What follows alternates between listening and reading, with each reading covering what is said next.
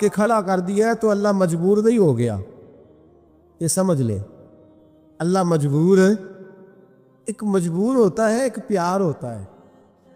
ان دونوں چیزوں میں اللہ کو اپنے رسول سے پیار ہے۔ نبی پاک فرماتے ہیں میں دعا کرنے گیا، اے اللہ میری امت پہ قحط نہ آئے، اللہ نے فرمایا ابھی نہیں آئے گا۔ اے اللہ میری امت کے چہرے نہ بدلیں، گناہ کرے تو مسخ نہ ہو، ابھی نہیں بدلیں گے۔ حضور فرماتے ہیں میں نے ہاتھ اٹھایا کہ اللہ یہ آپس میں لڑے نہ۔ توجہ کرنا جملوں پہ، اے اللہ یہ آپس میں لڑے نہ۔ اللہ یہ بھی کہہ سکتا تھا ابھی یہ نہیں قبول کرنی دعا، اللہ بے نیاز ہے نا، چاہے قبول کرے اور چاہے، توجہ کرو غور کرو بات پہ، اللہ چاہے تو قبول کرے چاہے تو، اے اللہ میری امت لڑے نا، تو یہ نہیں فرمایا ابھی قبول نہیں کرتا، کہ محبوب یہ دعا مجھ سے مانگ ہی نہ، اے حبیب تو دعا مانگ، تو مانگے میں قبول نہ کروں، یہ ہو نہیں سکتا، اس طرح کر یہ دعا مجھ سے۔ نبی پاک نے منافقین کے لیے دعا کرنی چاہیے کہ اے اللہ، اے مولا تو مہربانی فرما، اے اللہ کرم فرما، منافقین کو بھی بخش دے۔ تو میرے رسول پاک علیہ السلام فرماتے ہیں رب کریم نے مجھے منع کیا، اے محبوب یہ والی دعا، یہ دعا ہی نہ مانگ، یہ دعا اللہ کو کوئی مجبور کر سکتا، لیکن اگر اللہ پیار کرے تو۔ قرآن مجید کے 13ویں پارے میں تو رب فرماتا ہے لوگوں نے نفس کی خواہش کو خدا بنا لیا، نفس کی خواہش کو خدا بنا لیا، اس کے پیچھے بھاگتے ہیں۔ اپنی خواہشات تھوڑی تھوڑی کم کریں، زندگی میں تھوڑی کم کریں۔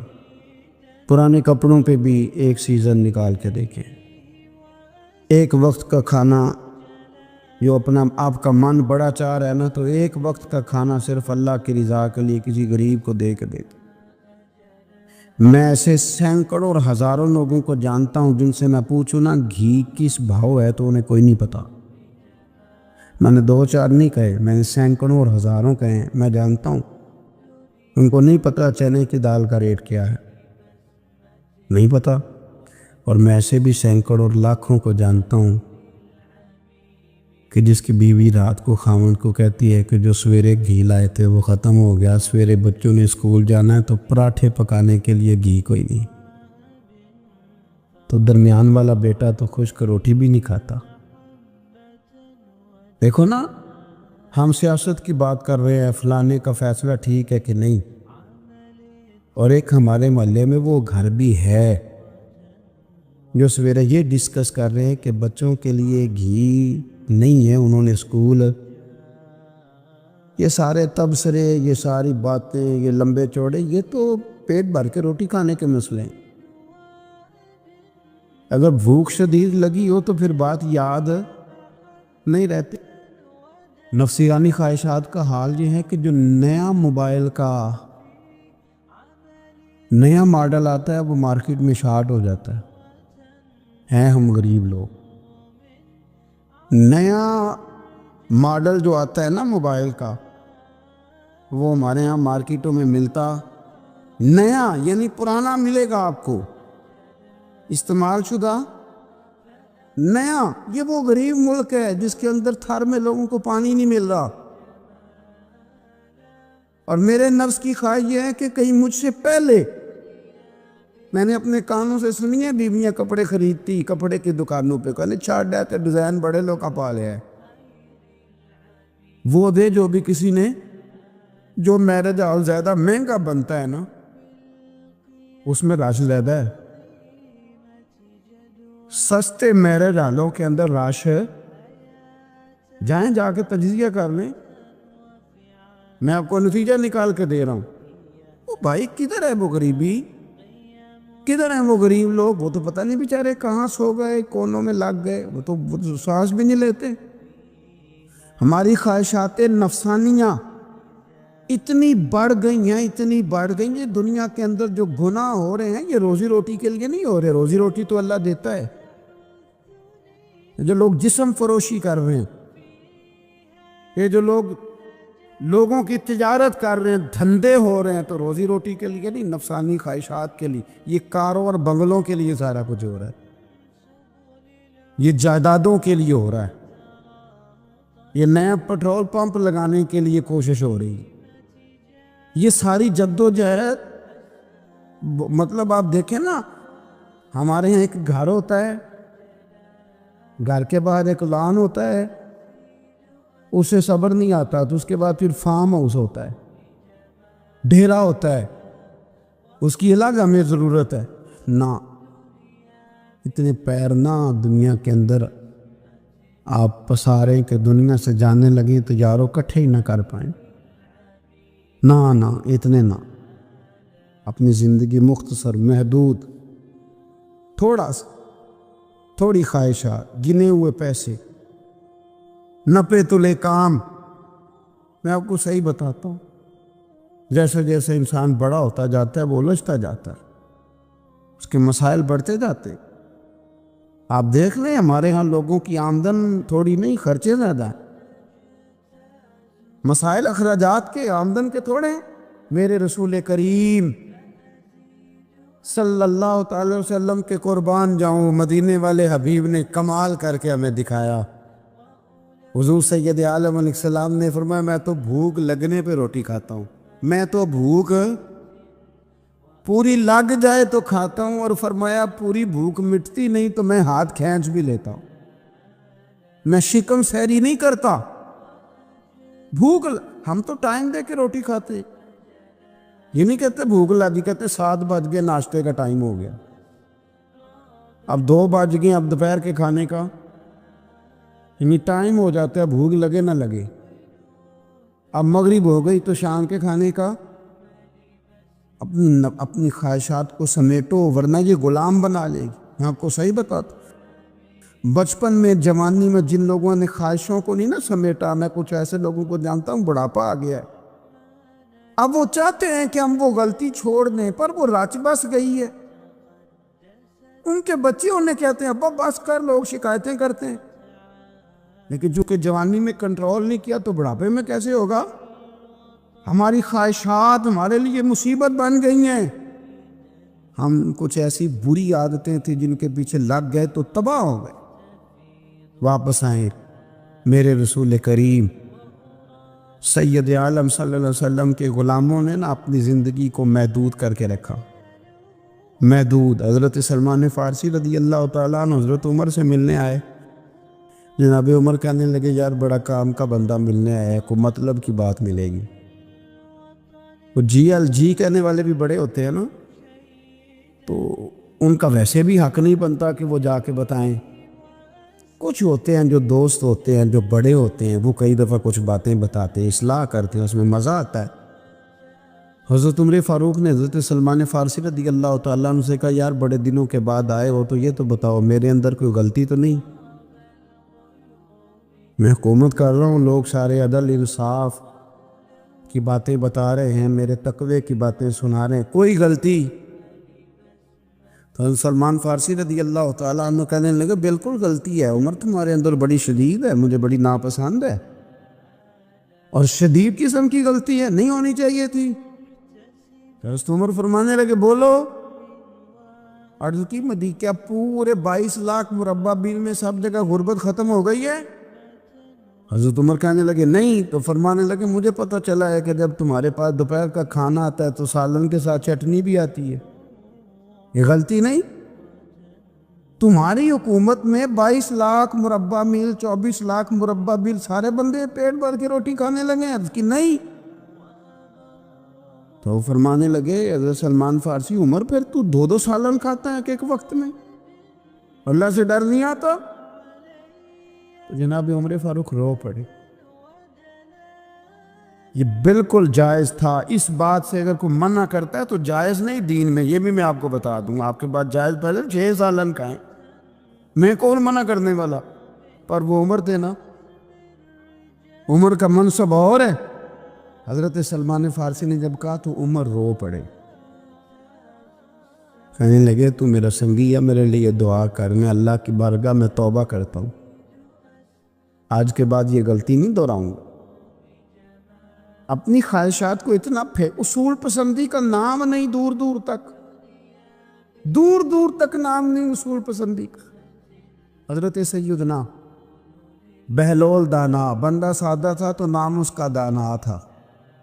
آپ بیٹھے تھے تو ہارون رشید کا لشکر آنے لگا تو وہ ایک بندہ دوڑا آیا، کہنے لگا بابا رستے سے اٹھ جا، ہارون رشید آ رہا ہے۔ تو آپ فرمانے لگے تو غلام ہے نا، تو نے ڈیوٹی کر دی ہے نا، اطلاع دے دیا، میری مرضی اٹھوں چاہے نہ اٹھوں، تیری ڈیوٹی پوری ہوگی تو جا، تیرا کام ہو گیا۔ کہنے لگا بادشاہ میں اس کا غلام ہوں، تو ناراض ہوگا، تو اٹھ جا۔ تو بادشاہ کہنے لگا تو اس کا غلام ہے تو وہ میرے غلام کا غلام ہے، اور اگر تجھے زیادہ دقت ہو تو اسے جا کے بتا دینا، بے شک میں کوئی ڈرتا نہیں اس سے۔ ہارون رشید کو جا کے بتایا کہ وہ سادہ سا بابا ہے، تو وہ کہتا ہے کہ ہارون رشید میرے غلام کا غلام ہے، تو ہارون رشید بھی ناراض ہوا، کہنے لگا پتہ کر لیتے۔ جا کے پوچھا یہ تم نے کیا کہا، غلام کے غلام؟ تو آپ فرمانے لگے بادشاہ سچ بتا، تو اپنے نفس کا غلام نہیں تو نفسانی خواہشات کا بتا، تو غلام نہیں تو دوسرے بادشاہ کا جس طرح کا تخت اور تاج دیکھتا ہے اس طرح کا بنوا کے رکھ نہیں لیتا، تو غلام ہے کہ نہیں نفس کا؟ بادشاہ چپ کر گیا، فرمانے لگے تو نفس کا غلام ہے اور نفس میرا غلام ہے اور میری مرضی پہ چلتا ہے، تو اب بول تو غلام کا غلام ہے کہ نہیں؟ تو ہارون رشید کہنے لگے حضرت بہلول دانا سے میں نے کئی دفعہ ارادہ کیا ہے کہ آپ سے نہ ملوں، پر آ ہی جاتا ہوں، پر فتح ہر دفعہ آپ کی ہو جاتی، کامیابیاں آپ کو ہی ملتی۔ دوست تھوڑا نہ کہیں رکیں، کوئی ایک آدھ خواہش، کوئی ایک آدھ پروگرام، ہماری خواہشات بڑی لمبی چوڑی، خواہشات کے ساتھ ہی ہم دوستی کرتے ہیں، خواہشات کے ساتھ ہی ہم رشتہ داری کرتے ہیں، خواہشات کے ساتھ ہی ہم شادی کرتے ہیں، سارا کچھ خواہشات کے ساتھ۔ سیاسی شادی ہیں، وہاں شادی کریں گے تو اتنا مال آئے گا، اتنا کچھ جائے گا، خواہشات کے ساتھ رشتہ داری، خواہشات۔ غریب رشتہ دار سے دوستی نہیں، خواہش نہیں پوری کر سکتا، امیر سے۔ ہر شے خواہشات کے لیبل کے اندر بندھی ہوئی۔ آپ دیکھ لیں سارے معاملات کو ہم نے اپنی نفسانی خواہش کے اندر رکھ دیا ہے، میری مرضی کے مطابق دنیا چلے تو ساری اچھی ہے، اور میری مرضی نہ سنے تو بندہ ایک بھی اچھا نہیں ہے۔ اپنی خواہشات کے چنگل میں ہم نے غلامی اختیار کر لی صبح سے شام تک۔ حضرت عبداللہ ابن عمر رضی اللہ تعالیٰ عنہ بیمار ہو گئے، شدید علیل تھے، طبیعت مبارک میں کمزوری آ گئی، کچھ کھانے کو دل نہیں کرتا تھا، گھر والے بار بار کہتے کچھ کھا لیجئے، کچھ کھا لیجئے، نہیں کھاتے تھے۔ بالآخر حضرت نافع آپ کے غلام تھے، ان سے کہنے لگے کہیں سے مچھلی مل جائے نا، تھوڑی سی میں کھاؤں گا۔ تو کہتے ہیں میں سارے مدینے میں ڈھونڈتا رہا، مچھلی نہ ملی، اگلے دن بھی ڈھونڈی تو نہ ملی، تیسرے دن بھی ڈھونڈی تو نہ ملی، تو فرمانے لگے یار بس چھوٹی سی خواہش ہے، کوئی فرض نہیں ملتی تو رہنے دے۔ کہتے چوتھے دن مچھلی مل گئی، میں 1.5 دینار کی مچھلی لایا، لا کے حضرت عبداللہ ابن عمر رضی اللہ تعالیٰ عنہ کے سامنے جو مچھلی رکھی تو آپ نے لقمہ روٹی کا توڑا تھا، مچھلی کو لگانے لگے کہ دروازے پہ فقیر نے آ کے آواز دی کچھ کھانے کو دو۔ تو حضرت عبداللہ ابن عمر نے روک لیا اور ہنسے۔ کئی دفعہ دے ہم بھی دیتے ہیں پر ہمارا چہرہ دیکھنے والا ہوتا ہے، اتنے ہم غصے میں ہوتے ہیں، دے دیتے ہیں، لیکن جو چھلوٹیں ہوتی ہیں نا چہرے والی وہ گنی نہیں جاتی۔ ہنسے، فرمان دیکھو میرا اللہ کتنا کریم ہے، وہ مجھے بچانا چاہتا، اٹھا بار دیا جا کے۔ تو خادم اب حکم کا پابند تھا، وہ لیت اللہ تو کر نہیں سکتا تھا، وہ گیا اور جا کے دے آیا۔ فقیر جب سارے محلے سے آٹا اکٹھا کر لیتے تو پھر ایک جگہ جا کے بیچتے بھی ہیں۔ دے آیا، وہ 2 گلیاں آگے گزرا تو میں پیچھے دوڑا گیا، میں نے کہا سچ بتا کھانی ہے کہ بیچنی ہے؟ وہ کہنے لگا جو بھی سبب لگ جائے کر جاؤں گا، آپ نے دے جو دی ہے۔ تو کہتا ہے میں نے اسے کہا کہ یہ 1.5 دینار کی میں نے خریدی تھی، اگر تو 2 دینار کی مجھے بیچ دے تو آج کل مچھلی مدینے میں مل نہیں رہی، تو میں اپنے آقا کو دے دوں گا، وہ یہی کھائیں گے، بیمار ہے۔ تو کہنے لگا جی بسم اللہ، مجھے کیا اعتراض ہے، 2 دینار مل رہے ہیں، 1.5 کی مچھلی، اب 1.5 کی بھی کسی نے نہیں خریدنی تھی، اب تو پک گئی۔ فرماتے میں نے 2 دینار اس کو تھمائے، وہ مچھلی اس سے خرید دی، اور خرید کر کے میں لا کے حضرت عبداللہ ابن عمر کے سامنے دوبارہ رکھی، تو فرمایا یہ کیسے آ گئی؟ میں نے کہا حضور 1.5 کی خریدی تھی اور پھر فقیر کو دے دی، اب اسی سے میں 2 دینار کی خرید کے لایا ہوں، آپ قبول فرمائیں۔ تو فرمانے لگے تم نے اچھا نہیں کیا، اب اس طرح کرو 2 دینار بھی اسے دے اور مچھلی بھی واپس دے آؤ۔ عرض کی حضور کیوں؟ فرما تم نے قرآن نہیں پڑھا؟ حضور پڑھا ہے، فرمایا رب فرماتا ہے لن تنالوا البر حتی تنفقوا مما تحبون، تم بھلائی کو اس وقت پہنچو گے جب اپنی پیاری چیز راہ خدا میں خرچ کرو۔ امام غزالی نے لکھا ہے، فرمانے لگے دے آ، تو وہ حضرت نافع کہتے ہیں میں دینے گیا، دے کے واپس آیا تو کچھ پریشان تھا، کیونکہ مجھے بھی 4 دن ہو گئے تھے نا تلاش کرتے، تھوڑی تھوڑی طبیعت میں مایوسی تھی کہ اتنی محنت سے میں نے لایا اور آپ نے واپس کر دی۔ تو حضرت عبداللہ ابن عمر نے مجھے قریب بٹھایا، پھر مجھے تھپکی دی، فرمانے لگے پتر میں نے ویسے بھی کبھی جھوٹ نہیں بولا، اور آج کل تو میں ویسے ہی بیمار ہوں، ٹائم ہی نہیں، وقت ہی نہیں، موقع ہی نہیں جھوٹ بولنے کا۔ میں تجھے سچ بتاؤں، مجھے مچھلی کھا کے اتنا سکون نہیں ہونا تھا جتنی اللہ کے راستے میں خیرات کھا کے مجھے سکون ہوا۔ تو تجھے تو میری راحت سے غرض ہے نا کہ مجھے راحت کیسے ہوتی ہے، تو مجھے سکون ملا ہے راہ خدا میں دے، میں نفسانی خواہش پوری کر لیتا تو یہ میرا نفس کل پھر مجھ سے مچھلی مانگتا، پرسوں کہتا نہیں چھوٹے گوشت کی یخنی بھی چاہیے۔ ہم لوگ الجھ گئے ہیں۔ میرے پاس ایک بچہ آیا، کچھ لوگوں کا درد انسان کو درد مند کر دیتا ہے۔ MBA اس بچے کی تعلیم، بڑا قابل نوجوان، اور لب و لہجے میں بڑی شائستگی، گفتگو میں بڑا دھیما پن، لگتا ہے کہ تعلیم نے اثر دکھایا ہے، لفظوں کے گورکھ دھندے میں نہیں رہا، اس نے کچھ سیکھا بھی ہے کتابوں سے۔ اس نے ایک مسئلہ پوچھا، کہنے لگا اگر کوئی والد ساری جائیداد اپنی بیوی کے نام کرا دے تو اولاد کے لیے کیا حکم ہے اس میں؟ تو میں نے کہا کہ وہ اللہ کو جواب دے گا، اولاد سختی تو نہیں کر سکتی، لیکن اس کو چاہیے نہ تھا ایسا کرتا، اس لیے کہ نبی پاک علیہ السلام نے فرمایا فاتقوا اللہ فاعدلوا اولادکم، اللہ سے ڈرو، اپنی اولاد میں انصاف کرو۔ تو میں نے اس کو کہا کہ یہ آپ نے کس طرح کا مسئلہ پوچھا ہے؟ کوئی شخص اپنی ساری جائیداد کسی کی بیوی کے نام کرا دے، تو میں نے کہا کہ جو اس کی بیوی ہوگی وہ آپ کی اماں بھی تو ہوگی نا۔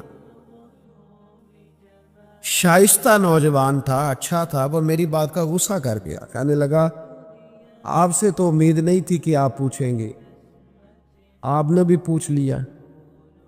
تو مجھے احساس ہوا کہ یار نہیں پوچھنا چاہیے تھا۔ میں نے کہا یار آپ تو بڑے ناراض ہو گئے، میں اگر آپ کو ایسی بات ہے تو معذرت کرتا ہوں۔ تو وہ شخص رونے لگ گیا، اور جب اس نے بات سنائی تو اس بیچارے کا وجود کہاں پر تھا، کہنے لگا ابا نے پچھلی عمر میں شادی کر لی۔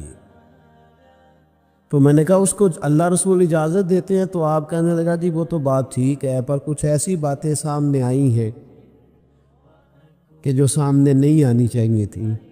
حضرت جی میں جوان ہوں، میں 10-12 لوگوں میں اٹھتا بیٹھتا ہوں، میرے والد کی بات کھلی ہے، اور پتہ نہیں کیا معاملہ تھا، پہلے بڑا کچھ نام کرا کہ اس نے نکاح کیا ہے، پر اب میں کدھر جاؤں، میرا گلی میں کھڑا ہونا مشکل ہو گیا ہے۔ مجھے کوئی کہتا تو کچھ بھی نہیں، لیکن جب لوگ دیکھتے ہیں نا میری طرف، جب لوگ میری طرف دیکھتے تو مجھے احساس ہوتا ہے کہ ان کی نظروں میں سوال ہے، مجھے لگتا ہے کہ ان کی ذہنوں میں بہت ساری باتیں چھپی ہوئی ہیں۔ کچھ نکاح ہوتا تو بات اور تھی، کچھ ایسی باتیں سامنے آئی ہے جو آنی، میں نے اسے معذرت بھی کی، اسے تسلی بھی دی، اور جو میرے سے ممکن ہو سکتا تھا میں نے اس کو کہا۔ لیکن اس نوجوان کے جانے کے بعد اس کے رستوں کو بھی میں دیکھتا رہا تو میں سوچنے لگ گیا یار دنیا میں ہمارا راز کھل جائے تو اتنا مشکل ہو جاتا ہے، تو جب قیامت میں راز کھلے گا۔ دنیا میں دیکھیں نا، ہمارے ہاں لوگ اگر برا جانتے بھی ہیں تو وہ الا ماشاء اللہ معاذ اللہ غیبت کرتے، سامنے آ کے بات، یہی مزاج ہے نا معاشرے کا کہ لوگ بہت بڑا ظلم کرتے ہیں، اپنی جان پر غیبت کرتے ہیں، سامنے آ کے بات، تو قیامت میں تو ہر چیز سامنے ہوگی، ہر چیز سامنے آ جائے، کھل کے بات سامنے آئی، کس نے کیا کیا، اپنے عہدے کے ساتھ جس جگہ وہ بیٹھا تھا اس منصب کے ساتھ اس نے کتنی وفا کی یہ بھی پتہ چلے گا، کتنا دھوکہ دیا یہ بھی خبر ہوگی۔ بہت سارے لوگ جعلی ڈگریاں لے کے نہیں بیٹھے ہوئے، لے لیا نا عہدہ، ان کی تنخواہ جائز ہے ان کے لیے، بولے تو یہ راز کھولے گا کہ نہیں کھولے گا قیامت کو؟ حد ہو گئی اس ملک کے اندر کہ یہ ایک درجن بندے کی بات نہیں، یہ 1.5 درجن بندہ نہیں، یہ تو کیا بتائیں۔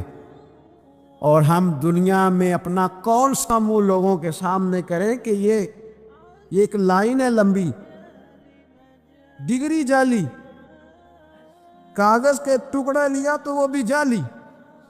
میرے عزیز یاد رکھے اور ضرور اس پر غور کرے، یہ چیزیں جب قیامت میں کھلیں گی تو مسائل پیدا کرے، اور اللہ کہتا ہے میں کھولوں گا، میں یہ تمہاری چیزیں، جو ٹیچر، جو ڈاکٹر، جو کلرک، جو بیوروکریٹ 2 سال کی چھٹی لے کے سیر کرنے چلا جاتا ہے اور وہاں لکھ کے دے جاتا ہے کہ میں یہ بخار چڑھا ہوا ہے، میں تو بڑا سخت بیمار ہو گیا ہوں، تو میرے اندر کا سارا نظام گڑبڑ ہو گیا، دوائی لینی ہے، ٹھیک ہے چھٹی مل گئی، قانون میں کمزوریوں کا فائدہ اٹھایا، تو جب قیامت میں راز کھلے گا یہ تو سیر کرنے گیا تھا، موج کرنے گیا تھا۔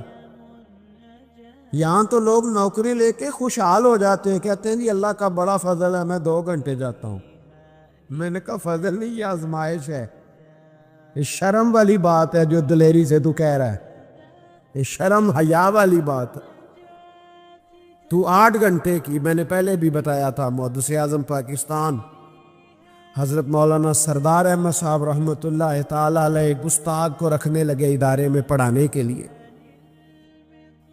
استاد کے ساتھ وظیفہ طے ہوا، سمجھ لے کہ 10,000 روپیہ تجھے ماہانہ دیں گے، صبح 8 بجے سے لے کر 1 بجے تک تو نے پڑھانا ہے۔ استاد نے سائن کر دیے پڑھاؤں گا، تو آپ فرمانے لگے استاد جی آپ روٹی نہیں کھائیں گے اس دوران؟ پیشاب نہیں آئے گا آپ کو؟ پانی نہیں پیئیں گے؟ تو حضور پینا ہے، تو فرمانے لگے لکھا کیوں نہیں؟ آپ نے مسلسل 1 بجے تک بیٹھنے کا لکھ دیا ہے، تو بتائیں جب آپ پیشاب کرنے جائیں گے تو وہ آپ کا کام کہاں لکھا جائے گا؟ تو آپ نے لکھ کے دیا ہے کہ میں اتنی ڈیوٹی کروں گا، تو آپ کو سمجھنا چاہیے تھا، کہنا چاہیے تھا کہ میں روٹی بھی کھاؤں گا، پانی بھی پیوں گا، اگر پڑھاتے تھک جاؤں گا تو تکیے پہ لیٹوں گا بھی۔ کیوں آپ نے یہ معاہدہ ایسا کیا؟ تو شخص کہنے لگے حضور آپ میری رہنمائی فرمائیں، فرمایا یہاں لکھو کہ میں مسلسل، تو کسی بندے کی پہنچ ہی نہیں ہے کہ وہ اتنا بیٹھ سکے۔ تو ہمارے ہاں جب یہ چیزیں قیامت میں کھلیں گی تو کیا بنے گا؟ آج راز کھلتا ہے تو آزمائش کھڑی ہو جاتی، وظائفیں کر کر کے لوگ تھک جاتے، جب قیامت میں راز کھلے گا۔ میں تاجر کی بات بعد میں کروں گا، میں سیاستدان کی بات بعد میں کروں گا، میں پہلے پیر صاحب کی بات کرتا ہوں، پہلے علامہ صاحب کی بات، میں اپنی ذات سے شروع کرتا ہوں۔ ایک شخص پیر بن کے بیٹھ گیا، علامہ صاحب درویش مصلح بن کے بیٹھ گیا، لوگوں نے اپنی عقیدتوں کی جبین اس کے سامنے جھکائی. لوگ کئی راتیں اس کے سامنے ہاتھ باندھ کے کھڑے رہے.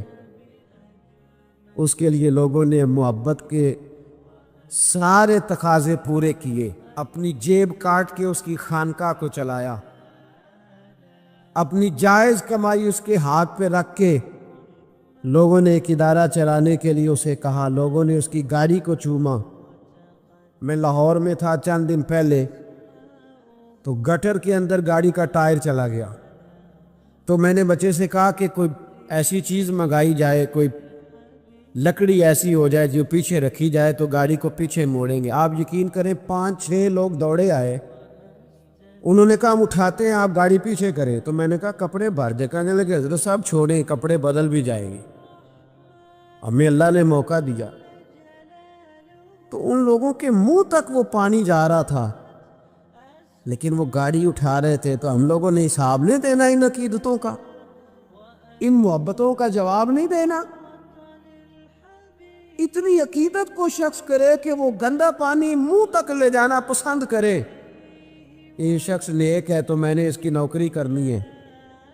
تو اگر وہ شخص جھوٹا ہو، اگر وہ شخص بنا ہوا ہو، اگر وہ اپنا قد اونچا کرنے کے لیے مذہب کا نام استعمال کر رہا ہو، مذہب اس کا مشن نہ ہو، بلکہ مذہب پیسے کمانے کے لیے اس نے اختیار کیا ہو، دولت اکٹھی کرنے کے لیے، تو آج تو چلو ٹھیک ہے، لوگ بیچارے عقیدتوں اور محبتوں کا خراج دیتے رہیں گے. لیکن وَحُصِّلَ مَا فِي الصُّدُورِ، جب قیامت میں پردہ کھلے گا،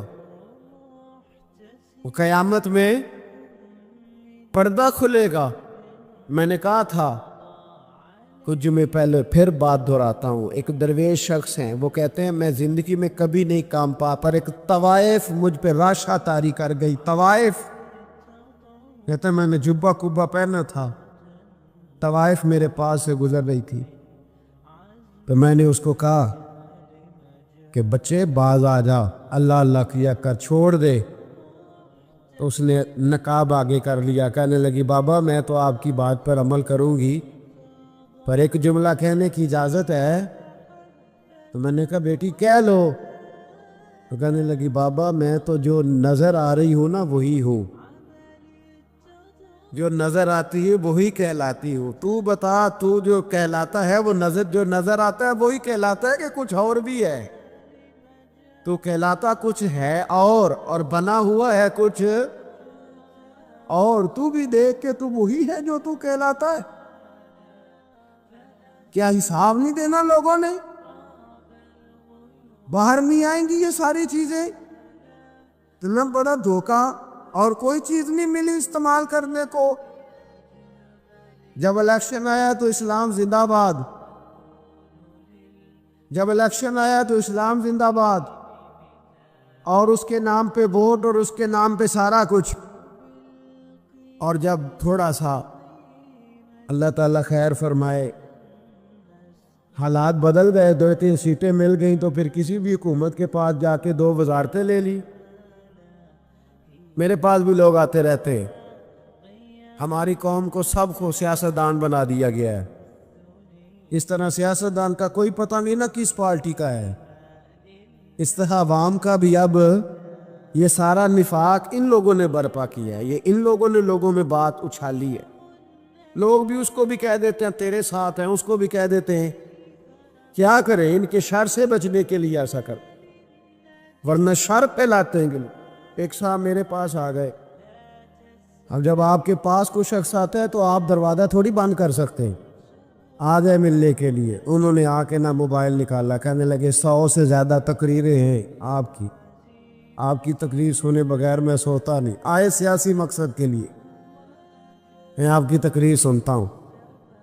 میں نے کہا اللہ آپ کو جزائے خیر دے، مجھے تو پوری دنیا سے لوگ کہتے ہیں تقریر سنتا ہوں. چلے مہربانی ہے، مجھے تب فائدہ جب کوئی تقریر سن کے اثر بھی کرے. تو چلے خیر آپ کہہ رہے ہیں تو اچھی بات ہے. انہوں نے اس پر اور تھوڑا زور دینا شروع کیا. تو کئی دفعہ نا تکلیف ہوتی ہے کہ یار آپ کیا سمجھتے ہیں سامنے والا پاگل ہے، بیوقوف ہے، اور جو ساتھ لے کے آنے والے ہوتے ہیں وہ بھی خیال نہیں کرتے ہم کیا کہہ رہے ہیں.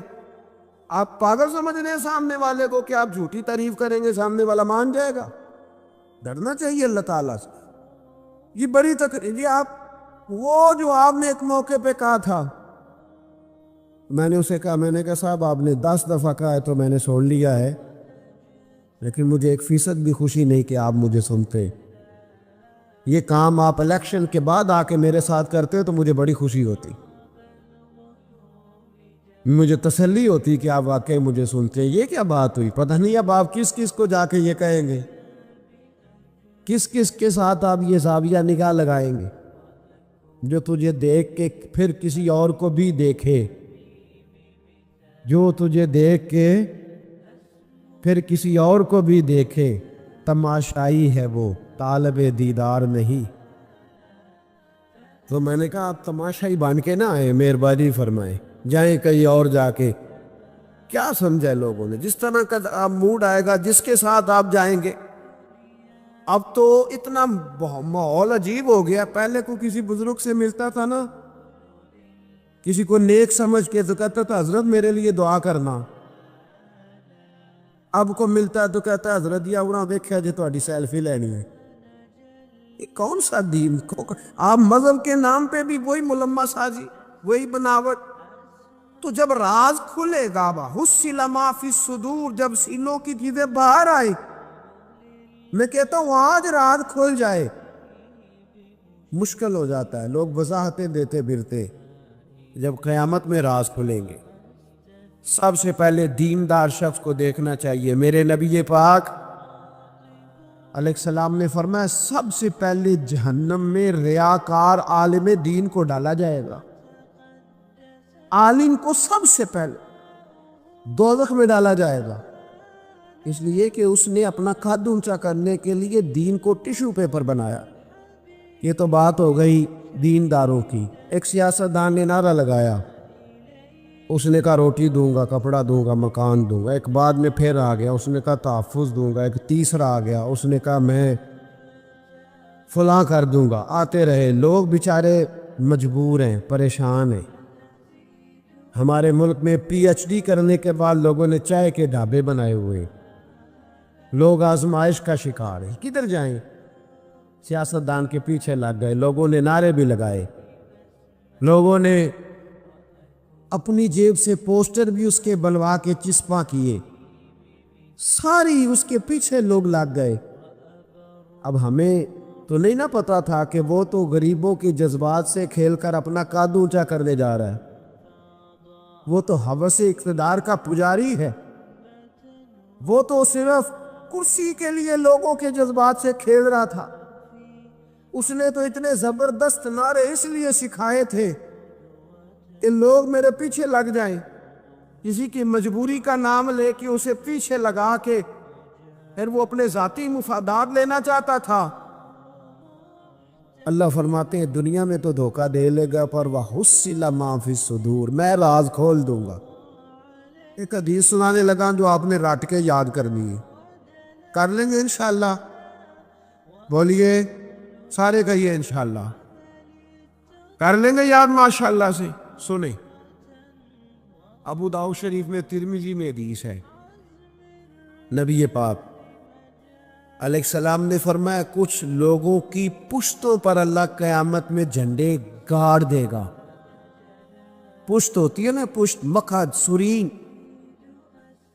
اس پر اللہ جھنڈا گاڑ دے گا, وجود کے ساتھ لگا دے گا. حدیث صحیح عرض کر رہا ہوں. حضرت انس بن مالک رضی اللہ تعالیٰ عنہ حدیث کے راوی ہے, فرمایا جھنڈا پشت کے ساتھ گاڑ دیا جائے گا, اور الٹا جھنڈا ہوگا قد سے. تو لوگ سارے کہیں گے یا اللہ یہ کون ہے, کون ہے یہ؟ تو رب کریم فرمائے گا یہ اپنی قوم کا غدار ہے, یہ اپنی قوم کا. ان کے جھنڈے یہاں نہیں لگیں گے, ان کے جھنڈے وہاں بھی لگیں گے. میرے نبی پاک علیہ السلام نے فرمایا غداروں کی پشتوں پہ اللہ جھنڈے لگائے, اور یہ جھنڈے لگیں گے. اور جب لوگ پوچھیں گے یہ کون ہے, تو کہا جائے گا وہ یہ ہے جس کو قوم نے امانت دار سمجھ کے سربراہی دی پر یہ غدار نکلا. قوم نے اعتماد کیا، امانت دار سمجھ کر یہ غدار نکلا. یاد رکھنا تمہارے جھنڈے لگیں گے. آج تمہاری گاڑیوں پہ سرکاری جھنڈے ہیں، آج تمہاری بڑے بازاروں پر سرکاری جھنڈا ہے. قیامت میں تمہاری پشت پر غداری کا جھنڈا ہوگا، غداری کا.